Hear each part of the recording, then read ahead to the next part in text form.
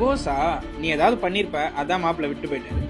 டிவோர்ஸ்ங்கிறதே ஏன் நீங்க எப்பவுமே ஃபெயிலியராகவே பார்த்துட்டு இருக்கீங்க? அப்போ டிவோர்ஸ் வந்து ஃபெயிலியர், அந்த டாக்ஸிக் மேரேஜ்ல இருந்துட்டு இருக்கிறது மட்டும் சக்சஸா? ஒரு டிக்னிஃபைடா விலகி போறதே ஒரு தனி கரேஜ் வேணுங்க. அது பண்றவங்கள தயவு செய்து இப்படி டிராக் பண்ணாரு. இப்படிலாம் ட்ரெஸ் பண்ணிட்டு போனா பசங்க அப்படி இப்படின்னு பார்க்க தான் செய்வாங்க. இந்த கமெண்ட்ஸ் எல்லாம் பார்த்து நீங்க பயந்துக்காதீங்க. எப்பவுமே நல்லா ட்ரெஸ் பண்ணிக்கிறது, உங்களை பிரசன்டபிளா காட்டுக்கிறது, இட்ஸ் சூப்பர் குவாலிட்டி. இதெல்லாம் தப்புன்னு பார்த்தாங்கன்னா அவங்க பார்வை தான் மாத்திக்கணும். நீங்க டிஸ்டர்ப் ஆயிராதீங்க. புருஷனுக்கே அட்ஜஸ்ட் பண்ண தெரியல, இவெல்லாம் ஒரு பொண்ணா? நல்லா தெரிஞ்சுக்கோங்க, அட்ஜஸ்ட் அப்படின்னா அது 2 பேர் பண்ணாதான் அது அட்ஜஸ்ட். மேரேஜ்ங்கிறது ஒரு கம்பானியன்ஷிப். அப்படி பொண்ணு மட்டும் தான் அட்ஜஸ்ட் பண்ணிட்டே இருக்கணும்னா அது அநியாயங்க.